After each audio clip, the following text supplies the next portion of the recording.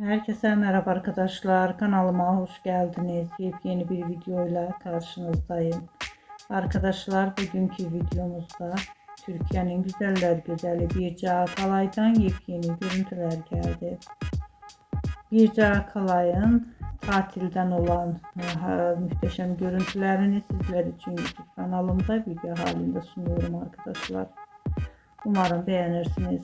Videomu beğendiyseniz kanalımı izlemeyi ve bildirim butonuna basmayı unutmayın. Şimdilik benden bu kadar olsun. Yeni videomuzda görüşmek üzere. Hoşça kalın.